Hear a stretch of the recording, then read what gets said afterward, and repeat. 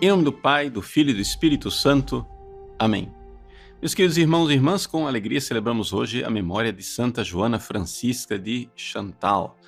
Santa Joana Francisca foi a cofundadora, junto com São Francisco de Sales, das Irmãs da Visitação.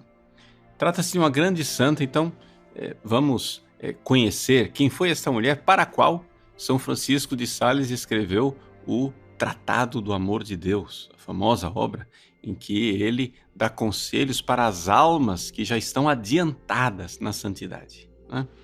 Bom, Joana Francisca nasceu de uma família nobre, mas uma família profundamente católica. Nós estamos no século XVI, em que houve a Revolução Protestante no mundo. E os protestantes estavam tentando entrar na França. Como os reis da França, na época, não estavam defendendo claramente o catolicismo, o que aconteceu é que uma liga de católicos, né, tentou se organizar para, então, finalmente, parar a avançada dos protestantes. A família de Santa Joana fazia parte desta liga, né? A Santa Liga. O pai dela, Benigno Frémiot, né, fez parte dessa liga e, portanto, desde cedo, a família de Joana foi muito sensível àquela que é a fidelidade à fé da igreja. Vocês imaginem que ela, ainda como menininha, nos braços da sua babá, quando um protestante se aproximava e queria falar com ela, etc, ela virava o rosto. Por instinto, assim, por uma coisa de uma graça divina que ela conseguia distinguir católicos de hereges desde criança, né? Então, uma coisa assim extraordinária. O pai dela, embora fosse um grande católico, tinha muitas vezes que lidar com protestantes, né? E receber protestantes em casa, etc. E como costuma acontecer, os protestantes, né? Gira, gira, gira. Eles puxam o assunto contra a fé católica.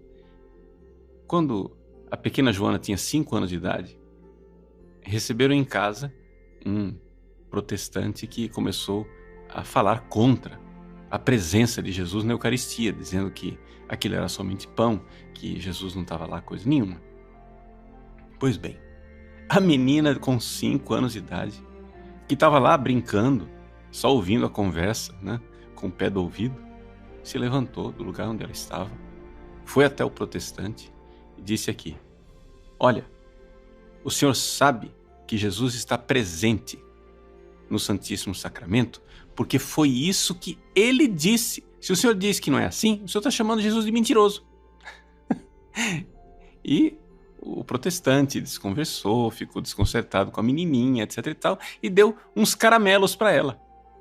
Ela pegou os caramelos, foi até a lareira e jogou no fogo e disse: assim queimarão no inferno aqueles que não aceitarem as palavras de Jesus. E essa era a menina, com 5 anos de idade.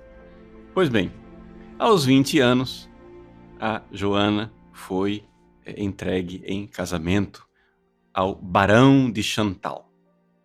E ela, então, casada, foi uma boa esposa, foi mãe generosa, né?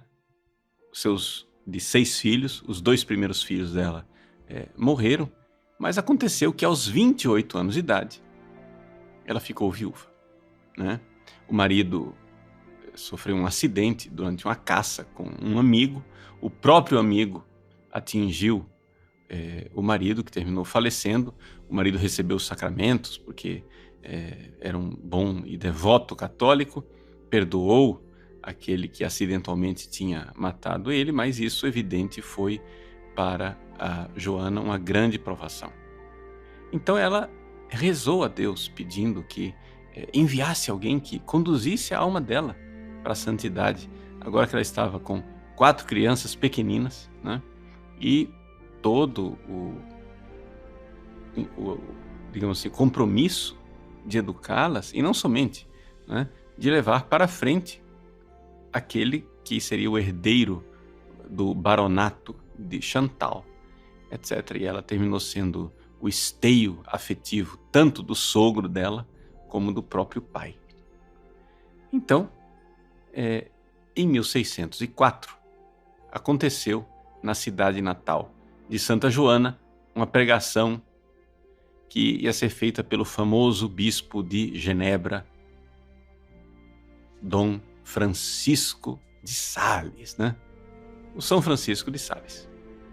Pois bem, quando ela foi lá ouvir a pregação daqueles exercícios espirituais, ela viu claramente que aquele era o diretor espiritual que ela tinha pedido para Deus.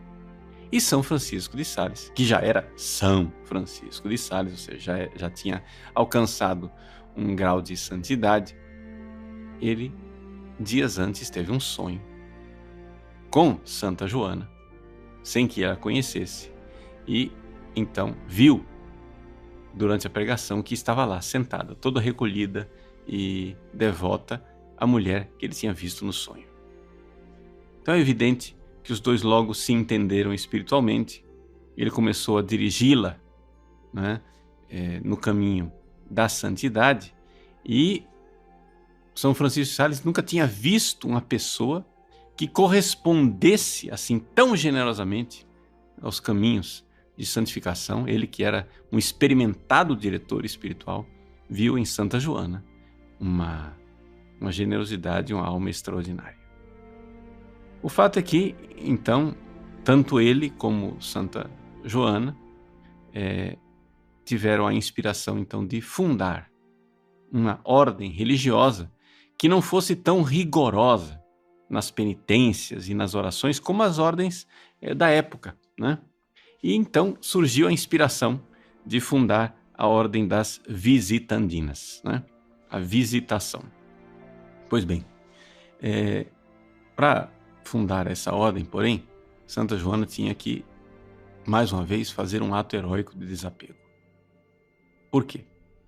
Porque os filhos dela, alguns já tinham crescido, mas ela tinha ainda uma filhinha de 9 anos de idade, que ela encaminhou para ser educada pela mãe do próprio São Francisco de Sales. E, mesmo assim, o sogro dela e o pai dela, né, juntamente com o seu filho, o único filho homem de 15 anos de idade, fizeram uma pressão afetiva enorme para que ela não fizesse isso, para que ela não entrasse na vida de clausura, né? No entanto, ela, vencendo os apegos nesses atos heróicos de amor a Jesus, que somente os santos que são capazes, ela se despediu deles com grande valor. Inclusive, na hora da despedida, o seu filho de 15 anos de idade se jogou aos seus braços, né, com grande afeto, fazendo aqueles apelos de que ela não o deixasse. Quando ele viu que não adiantava, ele se jogou na porta e disse: eu vou me colocar aqui para que fique registrado que a senhora passou por cima do meu corpo. Então vocês imaginem que foi para uma mãe, né? Ceder a não ceder a estas chantagens e se entregar a Jesus com grande generosidade e com grande amor. Então, Santa Joana Francisca de Chantal, né? Viúva, religiosa, né? Para nós um exemplo extraordinário de mulher que soube amar Jesus. Mas eu gostaria de concluir essa nossa reflexão de hoje recordando uma coisa. Que lembre-se que Santa Joana se santificou ainda antes de ser religiosa, porque isso é uma coisa que a gente se esquece. Você vê lá a imagem da santa vestida de freira e você pensa assim: é mais uma freira santa. Mas não. Ela se santificou como mulher casada, como viúva, no mundo. Foi assim que ela alcançou a santidade. A entrada dela para a vida religiosa e para a clausura foi o coroamento dessa santidade, né? Foi realmente o ato, né, final de coroamento e de heroicidade da sua santidade que fecundou aquela obra que estava sendo fundada, tanto que ainda em vida foram fundados 65 mosteiros da visitação. E ela visitou a cada um deles, né? Então, é assim, uma coisa extraordinária. Uma congregação religiosa que teve uma florescência. Por quê? Porque Deus abençoou aquilo, né? Então ela se santificou no mundo. Mas como que ela se santificou do mundo? Vivendo uma vida diferente. Porque ela tinha um bom diretor espiritual, São Francisco de Sales. Só para terminar, concluir com uma anedota acontecida, né? A viúva Joana de Chantal, vestida com toda modéstia, porém com toda elegância, um dia estava numa festa com o bispo São Francisco de Sales. São Francisco de Sales, quando viu Santa Joana assim tão elegante, tão bela, foi até ela, que era sua dirigida espiritual, e disse: Madame, a senhora pretende se casar outra vez? Ela disse: Não, monsenhor, pelo amor de Deus, o senhor sabe que não.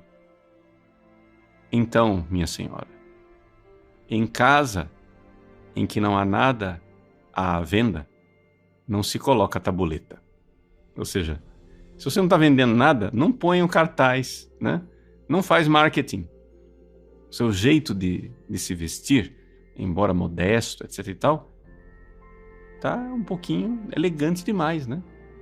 Como se a senhora estivesse procurando um pretendente. Então vejam como ele, São Francisco de Sales, soube, né, levá-la à santidade ainda no mundo, ainda como uma mulher que procurava a perfeição. Então, que Santa Joana de Chantal nos abençoe do céu e nos conceda a santidade, mesmo que não vivamos na clausura. Em nome do Pai, do Filho e do Espírito Santo. Amém.